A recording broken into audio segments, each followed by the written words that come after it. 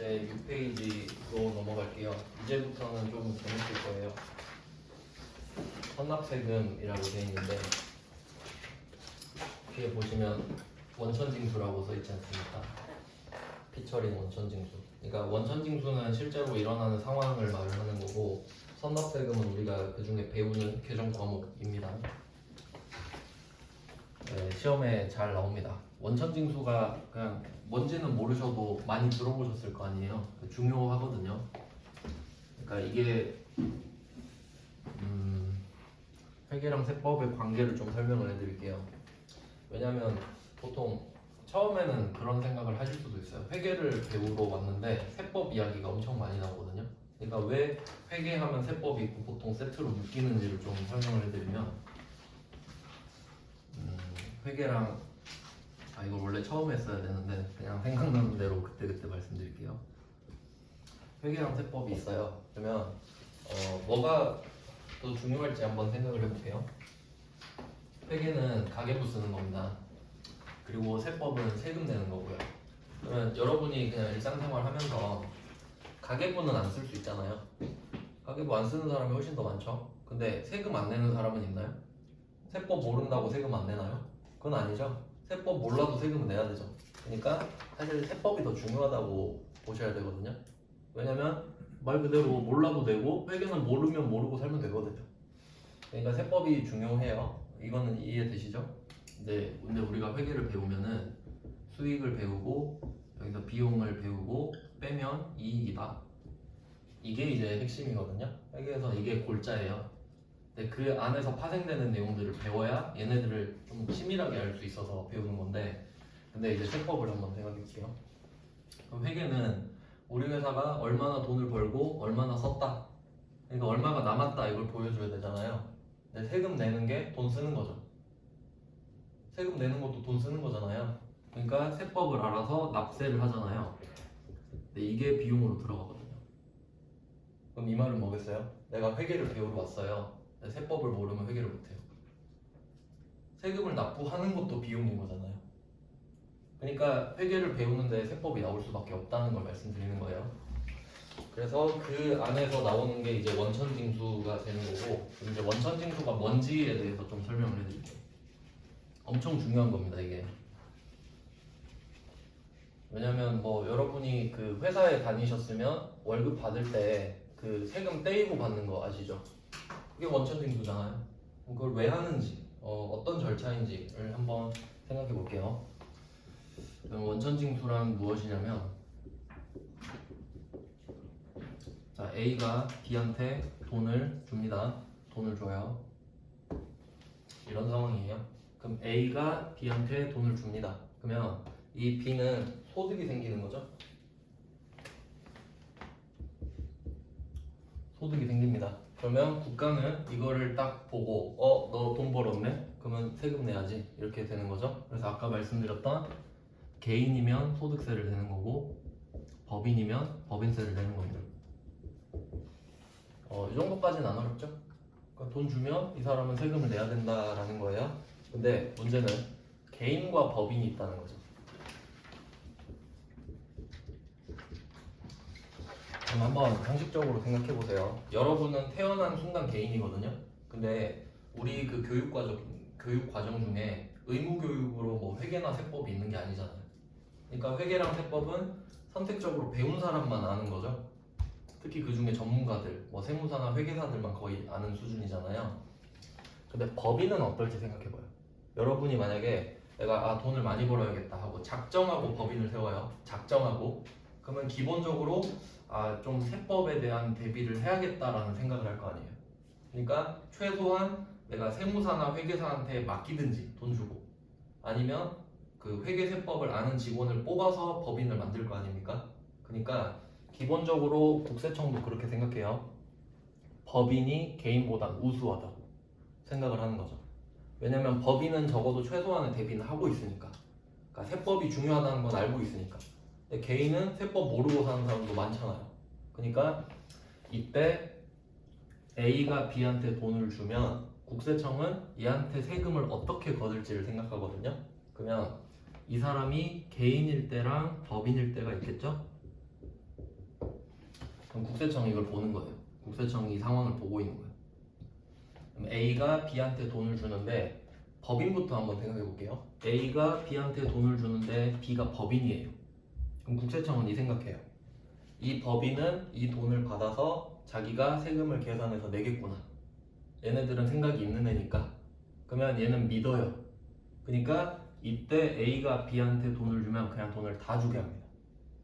얘네들이 알아서 세금 계산할 거니까. 납득되시나요? 근데 개인이면 국세청은 불안해지기 시작해요. 극단적인 예를 들어볼게요. 만약에 이 사람이 A가 B한테 월급을 300을 주는 거예요. 근데 이 사람이 개인인 거예요. 근데 이 사람이 도박 중독자예요. 월급 받자마자 300을 다 꼬라박은 거야. 그날에. 그럼 국세청은 애가 타겠죠. 아, 그 중에 내가 세금을 걷어야 되는데 이 사람이 300을 받자마자 돈을 다 써버렸잖아요. 그럼 세금 달라고 해봤자 저 돈 없는데요? 이러겠죠. 피곤하잖아요. 그럼 쫓아다니면서 돈 달라고 하면 불편하죠. 그러니까 A가 B한테 돈을 주는데 개인이잖아요. 그러면 국세청이 가서 말을 해요. A한테. 야채 세법 모른다. 지가 내야 될 세금도 계산 못한다. 그러니까 보통 이쪽이 사업자니까 사업자는 또 개인 법인이 있을 텐데 사업자는 개인이어도 이 대비는 해야겠죠. 그럼 가서 말을 합니다. 네가 얘한테 월급 줄 때 얘 세금을 미리 계산해서 빼고 줘라. 빼고 줘라. 그리고 그 세금을 나한테 넘겨. 이게 원천 징수예요. 그러니까 원천에서 징수를 해버리는 거예요. 근본 자체에서. 그러니까 안 주는 거죠 사실. 그럼 국세청은 어떻게 되겠어요? 마음이 편안하지.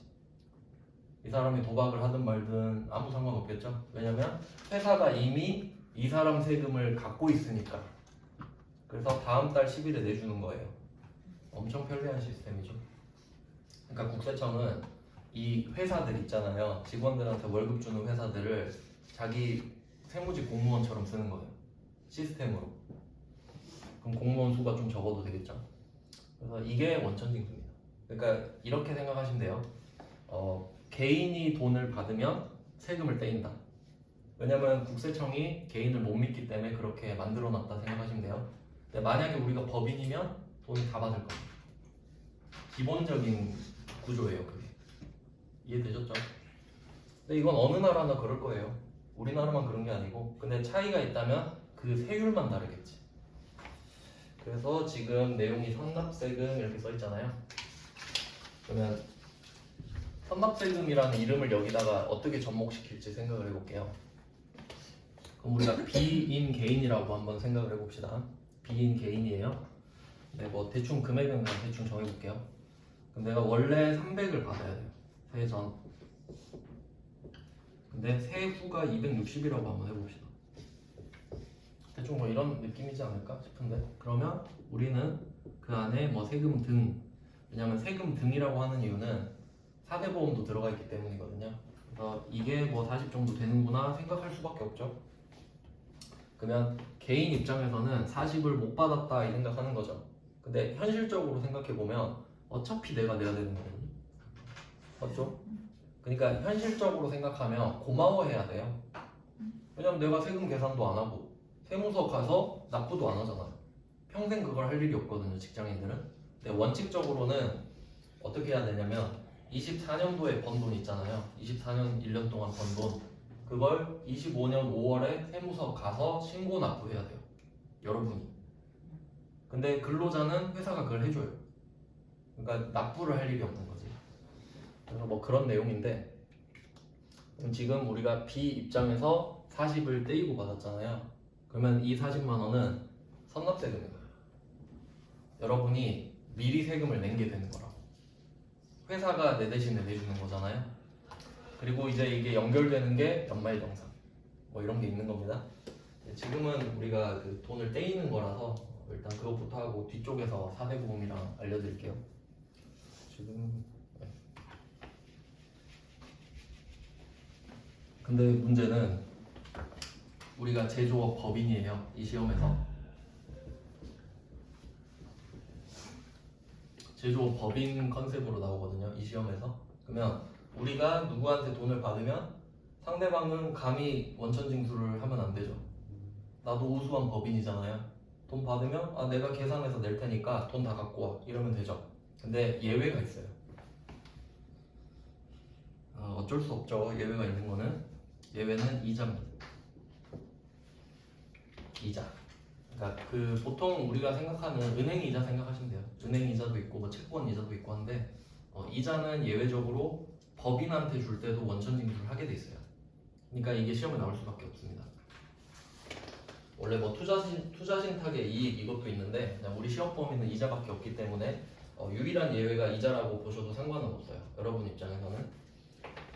그래서 이제 내용을 한번 볼게요. 그러니까 그 2번 문제가 사실 좀 중요한 문제거든요. 6페이지에 2번 문제를 먼저 한번 볼게요. 2번 문제를 보시면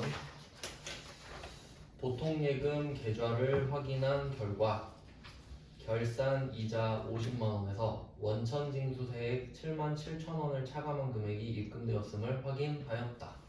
문제가 끝입니다. 그러면 지금 이자라고 돼 있죠? 이자 표시해 둘게요. 예외죠? 그럼 다시 상황을 정리합니다. 우리는 법인이에요. 그러면 지금 은행이 나한테 돈을 줘야 되는 거죠. 50만 원을. 그러면 원칙대로라면 원천징수하면 안 되죠. 우리 세법 알잖아요. 근데 이자는 예외라 그랬죠. 그러니까 은행이 원천징수를 해버린 겁니다. 그리고 참고로 세율까지 알고 계시면 뭐 나쁠 거 없는데 7만 7천 원 있잖아요. 여기다 15.4%라고 써놓을게요.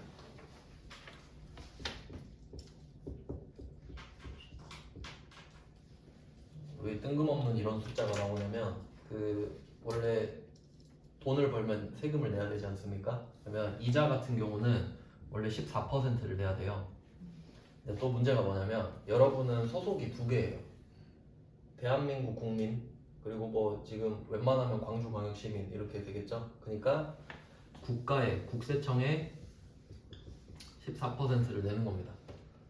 근데 여기 보더니 광주광역시청이 와서 나도 세금 걷어야 되는데 1.4%를 지도 갖고 가요. 그러니까 기본적으로 국세 배울 때는 1.1을 곱하면 됩니다. 왜냐면 지방세도 또 내야 되기 때문에. 그러니까 국세, 지방세 세트해서 15.4%. 어쨌든 여러분은 15.4% 떼이는 거죠. 그러니까 그냥 결과만 생각하는 거예요. 국가든 지방이든 뭐 관심 없잖아요, 사실. 그래서 아마 아시는 분은 아실 텐데 그 연말정산 있잖아요. 연말정산도 돈이 두 군데서 들어가요. 국세청이랑 시청 이런 데서. 왜냐면 두 군데서 떼갔으니까 두 군데서 돌아오는 거죠. 그냥 참고로 알고 계세요. 실제로 계산해보면 맞겠죠.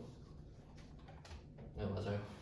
15.4%입니다. 원래 뭐 법으로 정해져 있으니까. 그러니까 이거 보고 무슨 생각하셔야 되냐면 그냥 그런갑다 하는 게 아니고 여러분도 이제 그 예적금 들 수 있잖아요.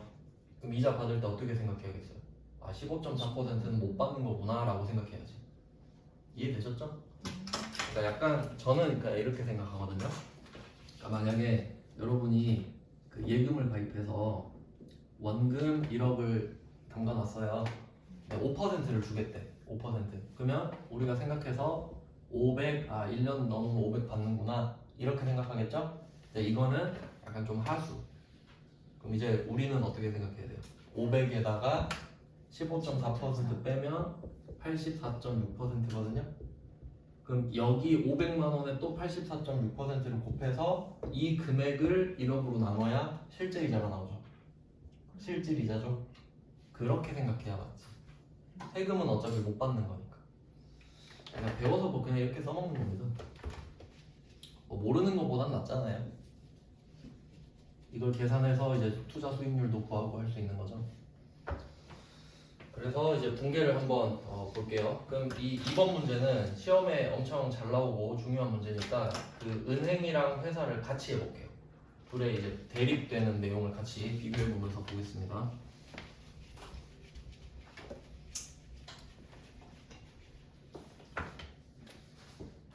오른쪽에 우리 회사를 쓸게요. 회사. 그러면 이제 오늘이 이자 받는 날이라고 할게요. 그러면 오늘 이자 받는 날이니까 수익이 발생한 겁니다. 그래서 이자 수익을 그냥 먼저 적어준다고 생각할게요. 이자 수익 50만 원.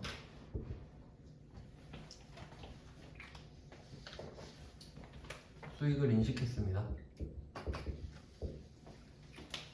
자, 근데 실제 상황을 한번 생각해 보세요.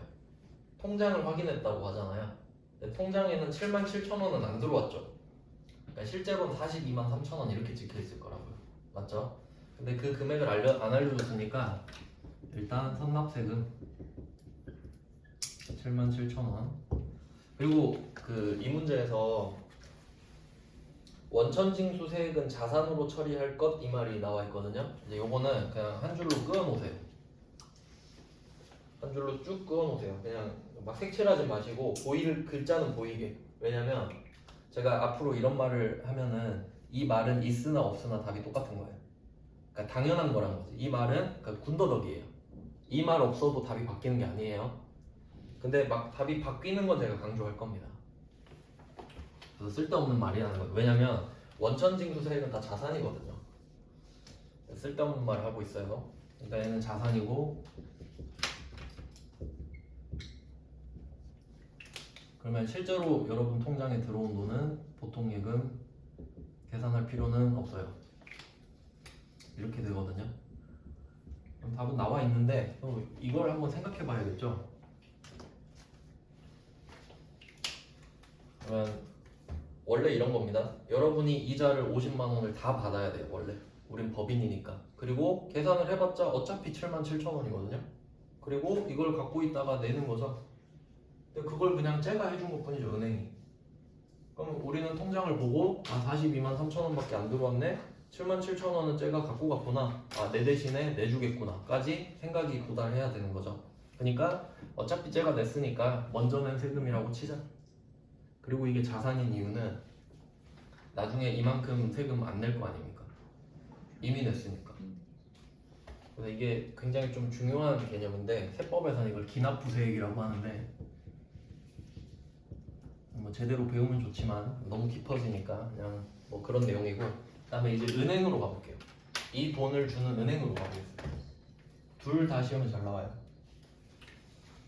그러면 이 돈을 주는 은행 입장을 생각해 보면, 그러면 오늘 우리가 이자를 받는 날이니까 은행 입장에서는 오늘 이자를 주는 날이겠죠. 그러면 똑같이 이자 비용을 인식합니다. 그래야 맞겠죠. 회계는 기본적으로 제로섬이에요. 주는 사람이랑 받는 사람 합쳐서 0이 돼야 됩니다.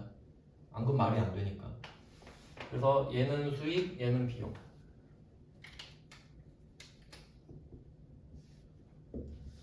자, 그리고 또 생각해 보시면 이 보통예금을 42만 3천원 받았잖아요. 그럼 은행은 얼마 줬겠어요?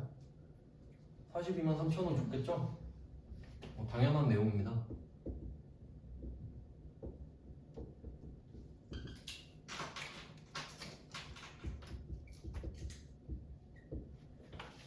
그러니까 이 둘이 다르면 안 되잖아요. 얘가 42만 3천원 줬으니까 얘가 42만 3천원 받은 거지. 그러니까 얘 둘이 똑같고 얘 둘이 똑같은 건 당연한 거죠? 그러면 당연히 7만 7천원을 안 줬으니까 얘도 7만 7천원을 갖고 있겠죠. 자, 그러면 이때는 이제 이름이 예수금 이렇게 되거든요. 자, 그리고 얘 성격을 생각해 볼게요. 그러면 은행은 42만 3천원만 줬고 7만 7천원은 일단 갖고 있겠죠. 근데 어차피 우리 회사 대신에 국세청에 내야 될 돈이죠. 부채입니다. 국세청에 대한 부채예요. 내줘야 되잖아요. 그래서 부채가 됩니다. 그러니까 이게 각각 시험에 잘 나오는 이유가 이 두 개가 엄청 헷갈리거든요. 선납세금이랑 예수금이. 그리고 이름이 굉장히 다르다고 느끼실 수도 있는데 그냥 선납세금은 먼저 준 돈이고 예수금은 미리 받아놓은 돈이거든요. 그러니까 선급금, 선수금 느낌이에요. 그러니까 크게 보면 이름을 좀 단순화시키면, 그러니까 선납세금이라고 해봤자 어차피 그냥 먼저 준 돈 아닙니까? 선급금 이런 성격이 있는 거고, 앞에서 선급비용 배우셨잖아요. 그리고 예수금 쪽은 그냥 선수금 이런 느낌으로 생각해도 되는 거예요. 왜냐면 미리 받으나 먼저 받으나 똑같은 느낌 아닙니까? 그래서 이 두 개를 같이 정리해 놓으시는 게 효율적입니다. 둘 다 시험에 잘 나옵니다. 왜냐하면 이 두 개를 확실히 정리하지 못하면 둘 중에 뭘 내도 애매하게 둘 다 틀려버립니다. 그러니까 선호가 높은 거죠. 실제로 중요하기도 하고요. 그러면 이제 이걸 배운 김에 어제 배웠던 거랑 좀 묶어서 설명해 드릴게요. 제가 풀 버전을 설명해 드린다고 말은 했었는데 어제 했던 거 1페이지 내용을 좀 합쳐서 해볼 거거든요. 그냥 보기만 하셔도 돼요. 제가 중계를 다 쓸 거라서.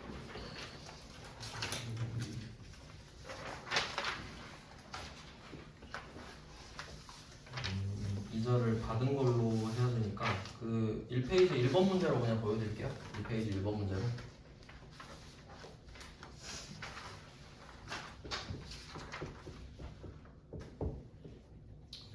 자, 1페이지 1번 문제 뭐 이건 했던 거니까 그냥 답만 빠르게 쓸게요. 이게 어떻게 적용이 되는지만 보여드릴 거라서 어제 이게 9개월, 3개월 이렇게 쪼개지는 문제였어요.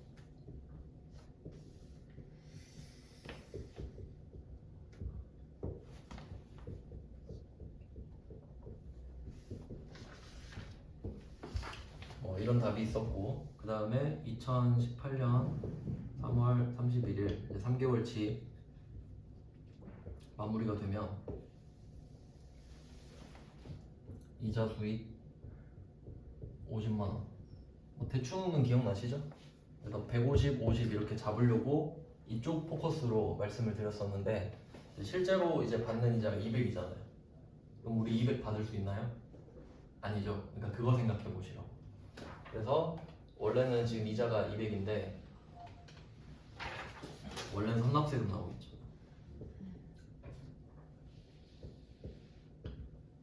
308,000원은 15.4%입니다. 그리고 나머지가 보통예금.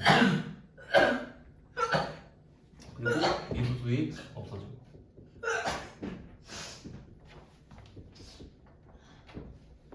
흐름 아시겠나요? 원천징수가 안 나올 수는 없으니까. 근데 제가 이걸 어제 했으면 여러분은 지금 아무도 없었을 거란 말이에요 오늘. 그러니까 하나씩 이렇게 붙여서 말씀드리는 거예요. 왜냐면 실제로 이렇게 할 거 아닙니까? 그죠?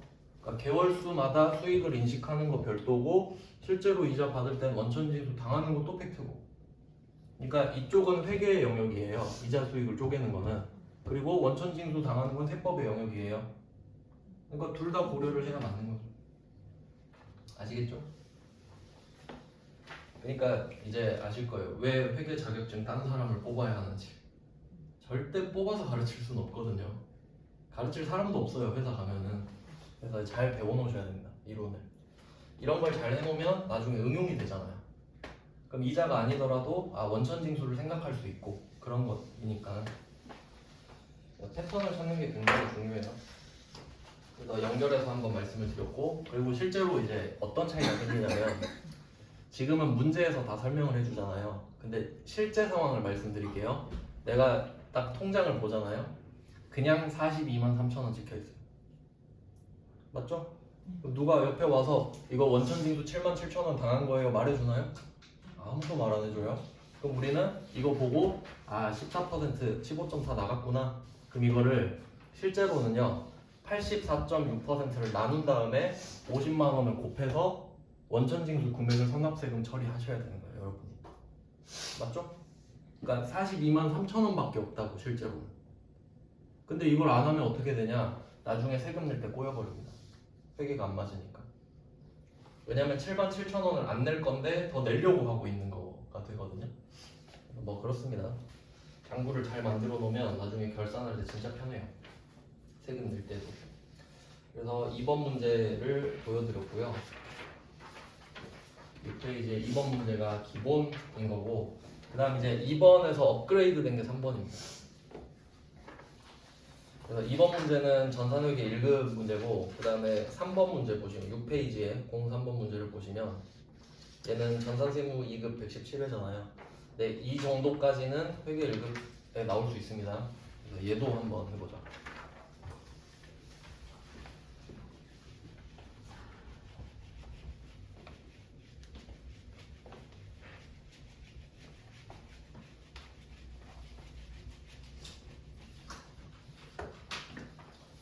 좀 더 복잡해 보이죠?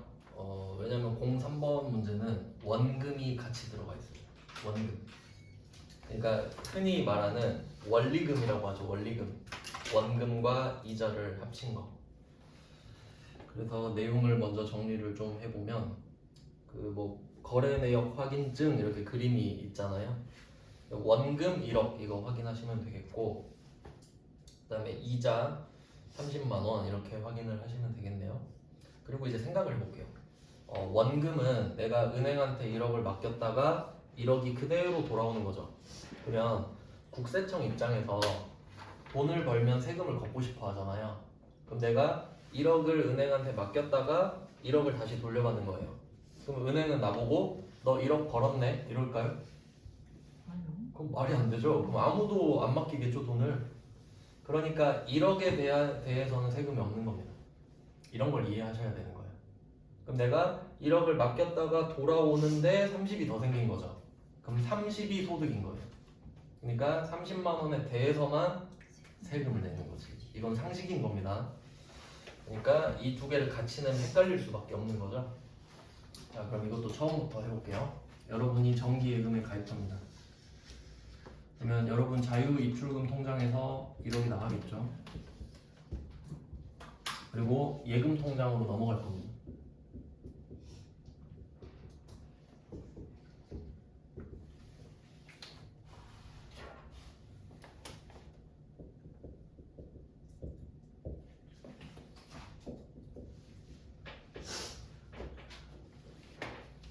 일단 뭐 처음에 이런 일이 있었겠죠. 1억을 맡겼고 이제 뭐 1년인지 뭐 뭔지 모르겠는데 해지했다고 나오네요.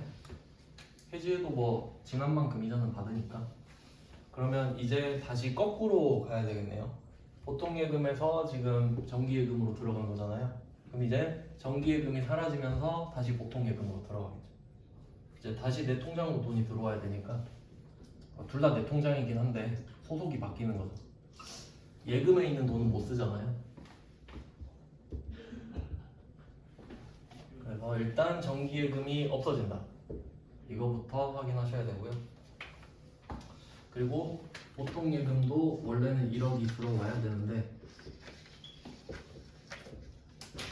이렇게 단순하지가 않죠 이제. 근데 이 문제 풀 때는 이렇게 원금이랑 이자를 따로따로 하신 다음에 합치는 게 훨씬 더 편해요.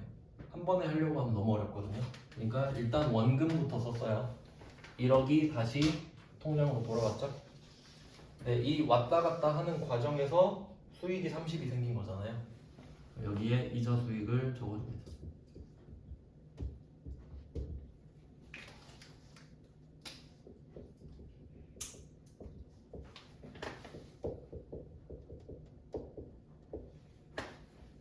그래서 수익을 먼저 인식해 주고요. 수익은 항상 100%니까. 자, 그리고 이제 문제는 이 30만 원이 소득인 거니까 여기에 15.4%는 못 받겠죠. 그러면 이제 여기다 추가로 적을 금액이 있어서 밑에다 좀 띄워서 적을게요. 상납세금.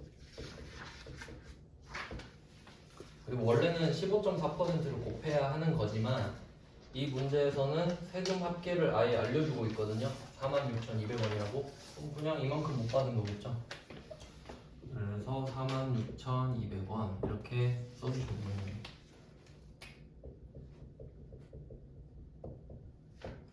자, 그러면 이것도 좀 요령껏 푼다고 생각을 하시면, 제가 이해를 돕기 위해 1억을 먼저 썼는데 실제로는 내가 이 구조를 알고 있잖아요. 그러면 이렇게 푸는 게 좋겠죠. 먼저 정기예금 대변에 적고 이자 수익을 적어서 맥시멈을 만듭니다. 1억 30을 미리 만들어놔요. 그리고 30만 원의 세금을 적어놓죠. 그럼 나머지는 다 보통 예금으로 들어오겠죠. 그럼 보통 예금은 안 구해도 되는 거지. 그러니까 순서를 적어도 돼요. 정기예금 1번, 이자 수익 2번, 상납세금 3번 적으면 숫자를 안 구해도 된다. 이제 이런 게 실력이 되는 거예요. 쓸데없는 시간을 줄일 수 있잖아요. 물론 구조를 알아야 할 수 있는 거기도 하고요. 그러니까 지금 보통 예금 금액이 복잡한데 사실 아무 의미도 없는 겁니다. 우리가 구할 이유가 없는 숫자이기 때문에. 그러니까 문제에 제시된 금액만 적으면 나머지 차액이 생기는 거라서 그렇습니다. 그리고 이거를 보통 예금이 나와 있다고 적는다고 해도 이런 복잡한 숫자는 적다가 틀릴 확률도 있어요. 그것까지 생각하셔야 돼요. 네, 그러면 2번, 3번 이 정도는 좀 시험에 잘 나오니까 확실히 대비하시는 게 좋습니다. 근데 사실 3번을 풀 줄 알면 2번도 따라오는 거긴 한데 근데 회계 1급에서는 2번이 나올 확률도 있으니까 2번이 좀 더 높다고 볼 수는 있겠네요.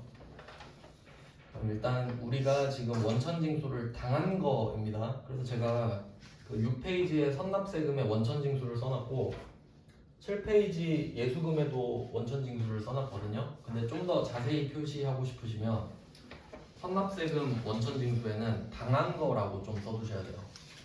그래서 저는 그걸 피원천징수라고 하는데 당했다 이 느낌을 받아야 되니까. 그리고 이게 처음에는 엄청 헷갈리실 건데 개념을 잘 정리하셔야 돼요. 그러니까 A가 B한테 돈을 주잖아요. 이거는 좀 이해한 다음에 외워버리시는 게 편한데 A가 B한테 돈을 주죠. 그러면 A가 원천징수를 할 수 있는 거예요. 내가 주니까 안 줄 수 있는 거라고요. 그러니까 당연히 A가 원천징수를 하는 겁니다. 돈을 주는 사람이 할 수 있는 거죠. 그럼 받는 사람은 어떻게 돼요? 당할 수밖에 없는 거지. 얘가 주니까 주는 대로 받을 수밖에 없죠. 그래서 얘는 제가 그냥 강조해서 P 원천징수 피해자 할 때 이런 그림을 좀 생각을 해보셔야 된다는 거죠.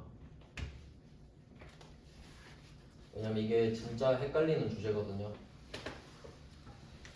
그래서 2번, 3번을 먼저 마무리했고 이제 연장선으로 1번까지 가볼게요. 1번은 최근에는 잘 나오진 않았는데 그냥 논리의 이해를 돕기 위해서 넣어놨습니다. 1번 문제로 이제 가보면 법인세, 중간예납세액, 그리고 자산으로 처리 이렇게 돼 있는데 이 자산으로 처리도 한 줄 그어놓을게요.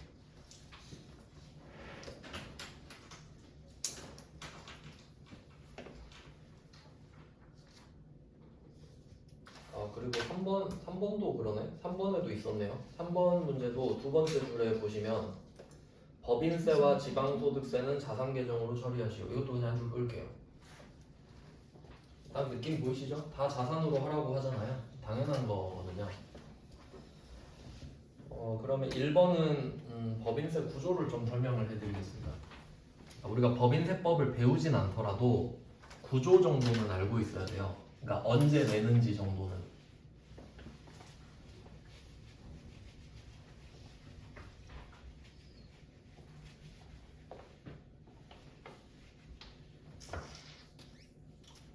법인세는 우리가 뭐 메인으로 다루진 않아요.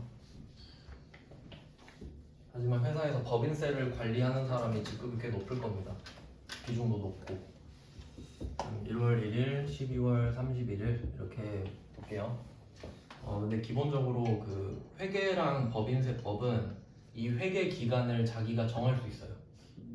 그러니까 별일 없으면 1월 1일부터 12월 31일로 하는데 그러니까 나는 학교처럼 3월부터 2월로 하겠다 그런 사람도 있어요.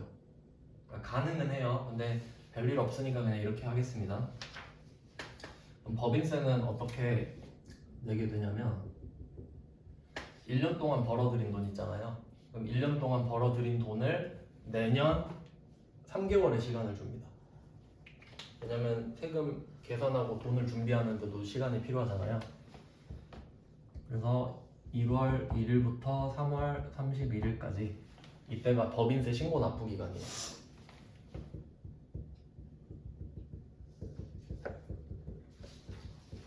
근데 뭐 3개월 정도면 뭐 많이 주는 거죠. 넉넉하게 주는 겁니다. 현실적인 시간이 필요하니까. 그래서 보통 1, 2, 3월에는 바쁘겠죠, 세무사들이. 그럼 일단 이게 메인이고요. 근데 여러분이 이제 국세청이 한번 된다고 생각해 볼게요. 국세청이 이걸 보고 있어요. 그럼 만약에 그냥 금액은 별로 의미가 없지만 그냥 이 A라는 만약에 회사가 있을 때 이 회사한테 1년에 만약에 1억을 받을 수 있다고 할게요. 1년 동안 기다리면 1억을 받을 수 있다고 할게요. 국세청 입장에서는 이게 조금 손해거든요. 왜냐면 시간 자체가 돈이잖아요. 그러니까 1년을 기다려서 1억을 받자니 너무 오래 기다려야 된단 말이죠. 그러니까 이제 머리를 쓰는 거예요. 절반으로 쪼개요. 1년을. 그럼 이게 6개월이 되겠죠? 그리고 이런 거를 정해둘게요. 너네가 1년치 세금을 한 번에 내면 너무 부담스러울 것 같으니까 일단 6개월치 세금을 먼저 내 라고 하는 거예요. 그러면 그냥 단순하게 5천만 원, 5천만 원이라고 치면 그냥 상식적으로 생각해 볼게요. 내가 6개월이 지나고 5천만 원을 뜯어내요. 그리고 그걸 그냥 토스뱅크 은행에만 넣어놔도 6개월 동안 이자를 먹는 거죠. 훨씬 이익이죠. 그러니까 국세청 입장에서는 기간을 잘게 쪼개서 빨리빨리 받아내는 게 이득이에요. 맞죠? 그러니까 6개월을 쪼개서 미리 한번 내라고 합니다. 그러면 1년짜리를 3개월을 줬으니까 6개월은 쿨하게 2개월 주거든요. 7월 1일부터 8월 31일까지 뭐 이런 느낌이란 말이죠. 그러면 이때 이 세금을 계산해서 5천만 원이 나왔다고 합시다. 그럼 이런 걸 중간 예납세액이라고 하거든요. 그럼 지금 1번 문제에 나오는 말이 중간세, 법인세 중간 예납세액 나오죠? 그러니까 이게 중간 예납세액.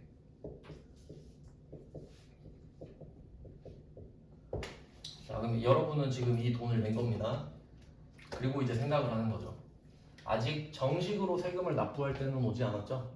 일단 6개월치 계산해서 내라고 하니까 그냥 먼저 낸 것 뿐이죠. 그럼 이것도 선납세금으로 달아놔요. 먼저 세금을 낸 것 뿐이다.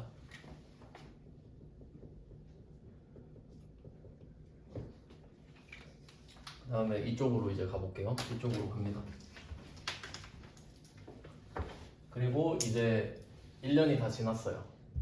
그럼 이제 정확한 세금을 내야겠죠? 그러면 앞에서 6개월치는 계산을 해서 냈잖아요. 그럼 이제 상식적으로는 앞에 6개월 했으니까 이제 뒤에 6개월만 하면 되지 않습니까? 근데 법인세 구조는 이래요. 이건 그냥 참고만 하세요. 1년치를 다시 구해요. 그럼 1년치를 다시 구하면 5천이 포함되어 있죠? 네. 그러면 금액이 당연히 더 클 거 아닙니까? 여기는 1억이 됐다고 할게요. 그럼 당연히 이 1억에는 이 5천만 원이 포함되어 있겠죠. 그럼 여러분한테 1억 또 내라 그러면 안 내겠죠. 상식적으로 아무도 안 내겠죠. 그러니까 1년치가 1억인데 내가 이미 낸 세금 5천만 원 있죠. 그래서 여기서 기납부세액으로 5천만 원을 빼주는 거예요. 그리고 이때 납부세액은 또 5천만 원이 더 있죠. 이런 흐름이에요. 그러니까 중간에 낸 거를 결국 최종적으로 빼주는 뭐 이런 건데 그냥 참고만 하세요. 이걸 누가 물어보진 않아요. 근데 여기서 중요한 건 이거예요. 중간예납세액이 선납세금이다. 그리고 또 아까 배웠던 거랑 연결해 볼게요. 그래서 그 1번 문제를 보시면 날짜가 8월 31일이죠. 8월 31일. 이유는 7월 1일부터 8월 31일이에요. 그러니까 그냥 이건 그냥 뭐 맞힐 필요는 없어요. 그냥 그렇구나 하고 넘어가면 되는 겁니다. 왜냐면 더 늦게 내도 그냥 가산세 내면 되거든요. 그냥 뭐 문제에서 고증을 한 것뿐입니다. 그래서 선납세금이 나왔다. 그러면 여러분은 이걸 생각하면 좋겠네요. 법인세 중간예납세액도 선납세금이고 이자 받을 때 원천징수 당한 것도 선납세금이죠. 근데 둘이 완전 다르죠, 상황이. 그럼 공통점을 묶으면 편하겠네요. 그럼 이걸 묶어볼게요. 그러면 1번, 2번 문제를 2번, 3번을 여기다 다 때려 박아 볼게요. 자, 2번 문제는 12월 21일이죠. 12월 21일. 그러면 한 이쯤이 되겠죠? 대충 이렇게 해서 77,000원 선납세금이죠.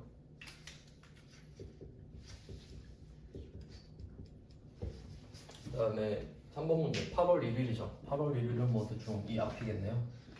이렇게 해서 46,200원.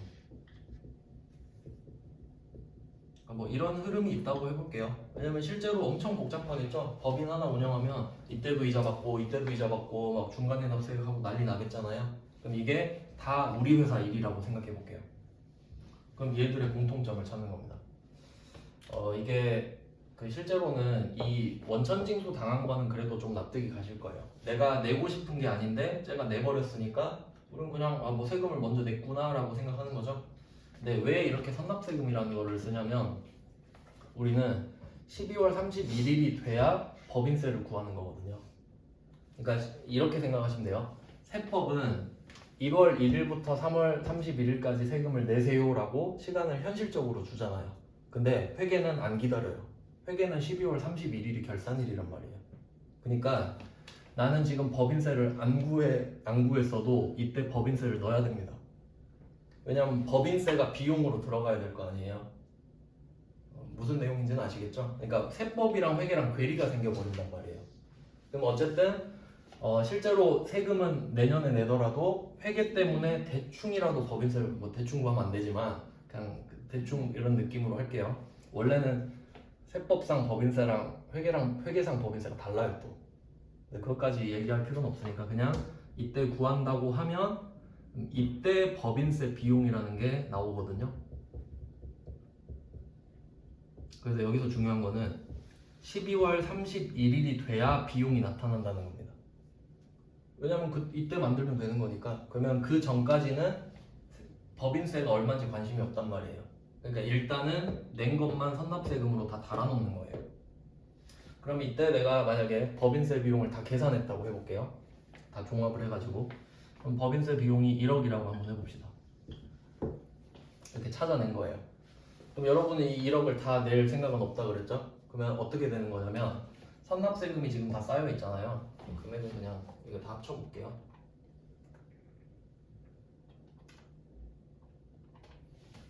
숫자가 좀 복잡한데 선납세금이 지금 5천만 123 200 이렇게 나와요. 그럼 이게 합쳐서 기납부세액으로 돼서 선납세금이 지금 자리가 없는데 대변 쪽으로 빠지는 겁니다. 그러니까 선납세금이 지금 차변에 계속 모여 있잖아요. 그럼 12월 31일에 내가 1년치 법인세를 1억 내야 된다는 걸 알았어요. 아 여기 밑에 붕괴가 있다. 그 밑에 04번 문제 보시면 6페이지에 04번 문제 보시면 왼쪽에 법인세 등 이렇게 써있죠. 이게 법인세랑 지방법인세 합쳐서 그렇거든요. 그러니까 비용 플러스라고 써주세요. 법인세 등에다가. 네, 저는 법인세 비용이라 썼는데 법인세 등입니다. 비용 플러스 써주세요. 그러면 지금 이 문제에서는 법인세 등이 1350이잖아요. 근데 저는 이거를 1억이라고 써놓은 겁니다.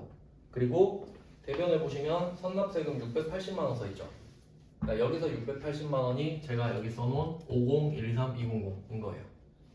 그럼 여기 선납세금에는 자산 마이너스라고 써놓을게요. 그러니까 어떤 느낌이냐면 내가 12월 31일 전까지는 얼마를 내야 되는지 모르잖아요 총. 근데 세금을 내긴 냈었죠. 그럼 그냥 마일리지로 계속 쌓아놓는 거예요. 마일리지로 쌓아놔. 그리고 12월 31일 되면 이걸로 결제하는 거죠. 그럼 선납세금으로 결제를 하니까 그 돈은 안 내는 거예요. 그러니까 그러려고 자산을 모아놨다가 오늘 쓰는 거지. 그래서 그게 자산 마이너스인 겁니다. 그래서 우리는 법인세 등 이 1년치 법인세에서 지금까지 냈던 기납부세액을 선납세금으로 빼는 거죠. 근데 문제는 오늘이 12월 31일이죠. 왜냐면 회계 결산해야 되니까. 근데 또 문제가 뭐냐면 그럼 내가 나머지 얼마 내야 될지 금액이 나오죠. 근데 오늘 못 내요. 12월 31일. 1월 1일부터 받아주거든.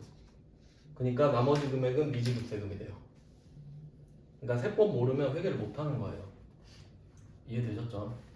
그러니까 흐름은 아셔야 된다는 거예요. 흐름을. 법인세 자체를 누가 물어보진 않고요. 그래서 이 두 개를 제가 써드린 이유는 12월 31일 전에 법인세를 내면 내가 제도적으로 중간연합세액을 내든 원천징수를 뜯기든 결국 세금을 먼저 낸 것밖에 안 되니까. 1번 문제랑 2번 문제가 상황이 완전히 달라 보이더라도 사실은 같은 거라는 거예요. 12월 31일 전에 세금을 냈다라는 사실은 똑같다는 거지. 그러니까 선납세금입니다. 둘 다. 1번 문제는 참고로 최근에 많이 안 나왔지만 이거 내면 많이들 틀릴 거예요.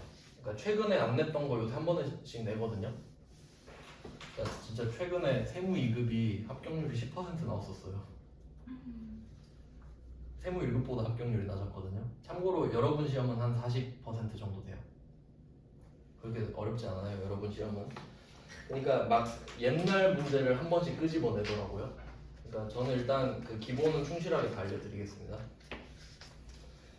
자, 그러면 1번, 2번, 3번을 해서 선납세금을 쫙 모으는 걸 해봤고 4번에서 선납세금 정리하는 것까지 보여드렸는데, 그래서 4번 보시면 제가 자동결산이라고 써놨거든요. 12월 31일이라는 뜻이죠. 당연히 이거는 12월 31일에만 하거든요.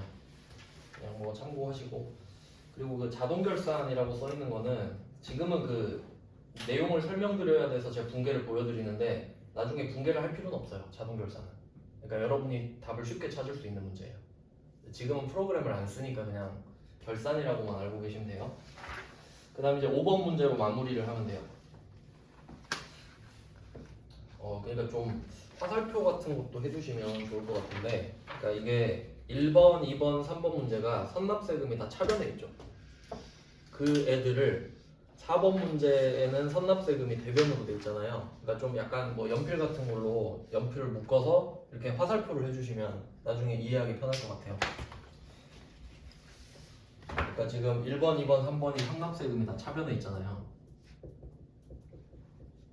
차변에. 그럼 이렇게 해서 4번에는 선납세금이 대변에 있잖아요. 그러니까 이런 식으로 화살표를 해 두셔야 다음에 볼 때 한눈에 이해가 되는 거예요. 그러니까 아, 흐름이 이렇게 됐었지. 방금 문제 또 다시 풀고 해야 되니까. 그래서 1, 2, 3번이 4번에서 정리된다는 느낌을 받으시면 되고요. 그 다음에 또 4번에서 미지급 세금이 또 해결이 안 된 거죠, 지금. 세금이 안 내진 거잖아요. 그럼 이 미지급 세금도 부채가 되겠죠? 미지급금이랑 똑같은 거예요. 미지급 세금은 부채 플러스라고 써주시면 되고요. 그리고 하나 더 연결해 놓을게요. 지금 4번 문제에 미지급 세금이 대변에 있잖아요. 부채 플러스. 자, 근데 5번은 어때요? 5번은 미지급 세금이 차변에가 있죠. 화살표를 이렇게 해주세요. 일부러 연결되게 만들어 놓은 거예요, 문제를. 흐름을 아실 수 있게. 왜냐면 이렇게 문제 구성을 하는 책이 하나도 없더라고요. 그래서 제가 책을 안 쓰는 거예요. 자, 그러면 미지급 세금이 이쪽으로 가면 부채 마이너스가 되겠죠. 그리고 날짜를 한번 보세요. 5번 문제 날짜 3월 31일 이거죠? 커트라인 딱 마지막 날에 낸 거예요. 다 이유가 있는 겁니다. 이 사람들이 그냥 날짜 아무렇게나 쓴 거 아니에요.